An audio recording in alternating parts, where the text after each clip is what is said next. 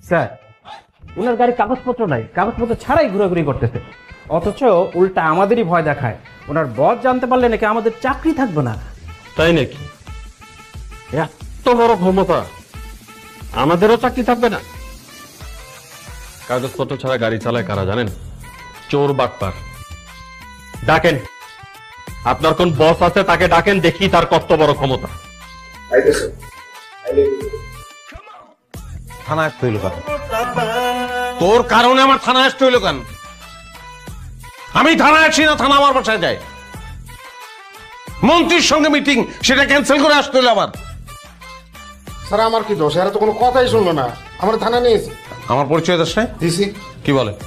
কয় কোনো মন্ত্রী ফন্ত্রীর টাইম নেই, সাহেব ঠাক চিনি না। কি সায়েম কি? হয় তারপর? চিনি না আপনাদের। কনগ্রাচুলেশন, বিশাল ক্ষমতাশালী জায়গায় তুই চলে আসছস। বাহ!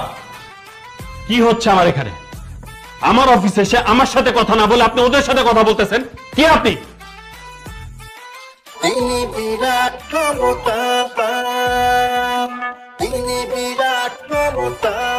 আপনার অনেক সাহস, এবং আপনার সাহস অজ্ঞতা প্রসূত।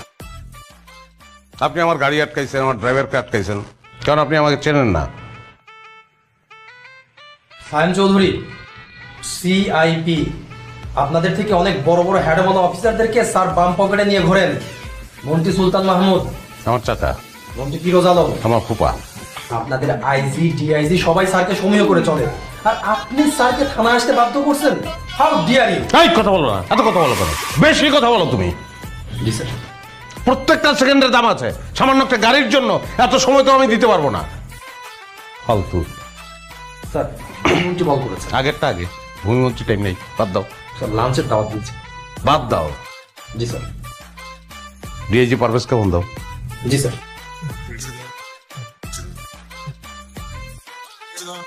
স্যার, আমরা মনে হয় ভুল করে ফেলছি।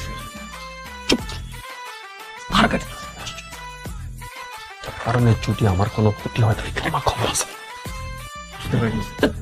আসসালামু আলাইকুম স্যার, আপনার সাথে কথা বলবেন স্যার। ওয়ালাইকুম আসসালাম। আমি সরি আপনাকে ফোন করতে বাধ্য হলাম। আমি চাই একজন ওসি সাসপেন্ড হোক, এবং সেটা রাইট নাও। না, তাকে সাসপেন্ড কেন করতে হবে সেটা শুনবেন না আপনি? শোনা দরকার নেই, আপনি বলেছেন এটা যথেষ্ট। আপনারা আছেন বলেই তো স্যার আমরা আছি। আপনারা এইটুকু কাজ আমি করবো না? বলেন কোন থানার ওসি? পুরো থানার অফিসারগুলিকে আমি সাসপেন্ড করবো। স্যার সরি, আসলে একটা মিসআন্ডারস্ট্যান্ডিং হয়ে গেছে। I am extremely sorry. আচ্ছা, আমি আপনাকে পরে জানাচ্ছি। জি স্যার।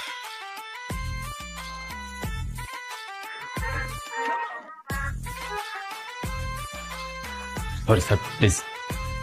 সরি বললেন, ইটস ওকে। দুইটা শর্ত আছে। এক নম্বর শর্ত, আমার গাড়িটা যে লোক আটকিয়েছে তাকে। স্যার আমি ইমিডিয়েট সাসপেন্ড করার ব্যবস্থা করে দিব। স্যার, চুপ করো। চলো মতিন। স্যার তুমি আবার সতটাই বলবো না। আমি বলবো আপনাকে। কাগজ দেন। জি, কাগজ কাগজ।